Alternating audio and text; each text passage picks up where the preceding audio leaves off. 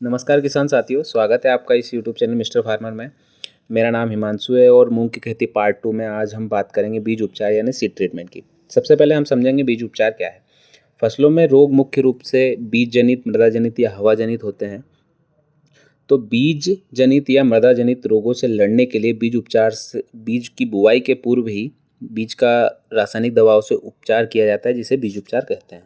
बीज उपचार एक विधि होती है जिसमें पौधे को बीमारियों तथा कीटों से मुक्त करने के लिए और पोषक तत्वों का स्थिरीकरण करने के लिए अपनाया जाता है।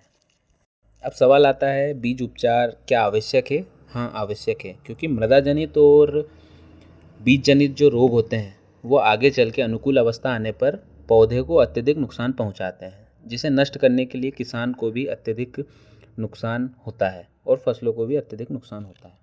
इससे बचने के लिए बीज उपचार किया जाता है। सीड ट्रीटमेंट मुख्य रूप से सीड का जर्मिनेशन प्रॉपर तरीके से होता है। सीड ट्रीटमेंट में पौधा मजबूत बनता है, जिससे रोग और कीट नहीं आ पाते हैं। ज़मीन की कीड़ों से सुरक्षा मिल जाती है। कुछ फंगस जैसे रूट रॉट, सीडलिंग रॉट, इनसे भी समस्याएं नहीं आती है। अब हम बात करें विधि की, तो FIR टेक्निक का उपयोग किया जाता है। फंगीसाइड, इंसेक्टिसाइड, उसके बाद राइजोबियम कल्चर। सीड ट्रीटमेंट के लिए फंगीसाइड, इंसेक्टिसाइड या इन दोनों के कॉम्बिनेशन का उपयोग किया जाता है। कॉम्बिनेशन में सबसे पहले हम बात करें तो UPL का इलेक्ट्रॉन नाम से आता है, जो 4 ml पर kg सीड के लिए पर्याप्त होता है। अगर अलग अलग की बात करें हम, तो कई सारे फंगीसाइड मार्केट में उपलब्ध हैं, जिसमें से 2 हम आपको सजेस्ट कर रहे हैं जिनके रिजल्ट भी बेहतर हैं। पहला है अदामा कंपनी का मीराडोर, जो 1 ml पर kg सीड के लिए पर्याप्त होता है। यह किसानों के लिए अत्यंत कम मूल्य पर उपलब्ध है। इसके अलावा हम बात करें तो बायर कंपनी का एक है एवरगोल, जो ये सारे फंगीसाइड बेस्ट है। इनमें से किसी भी एक फंगीसाइड का आप उपयोग कर सकते हैं।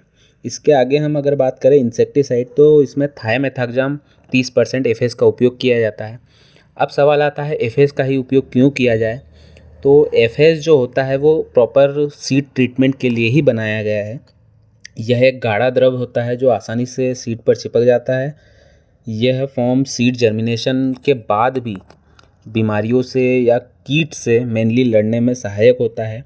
यह रूट डेवलपमेंट में भी काफ़ी हद तक मदद करता है। मूंग की अगर हम बात करें तो अगर हम फंगीसाइड नहीं डाल पा रहे हैं तो कोई समस्या नहीं है, मगर इंसेक्टिसाइड का इस्तेमाल हमें, थायमेथाक्साम का इस्तेमाल हमें अवश्य करना चाहिए, क्योंकि गर्मियों के समय पर रस चूसक कीट की मात्रा बढ़ जाती है, जो पौधे को अत्यधिक नुकसान पहुंचाता है। अब बात आती है राइजोबियम कल्चर की। तो राइजोबियम कल्चर इसलिए इस्तेमाल किया जाता है क्योंकि दलहन फसलों की जड़ों में गांठें पाई जाती है, जिनमें राइजोबियम नामक जीवाणु रहता है, जो वायुमंडल से नाइट्रोजन का स्थिरीकरण करने का कार्य करता है।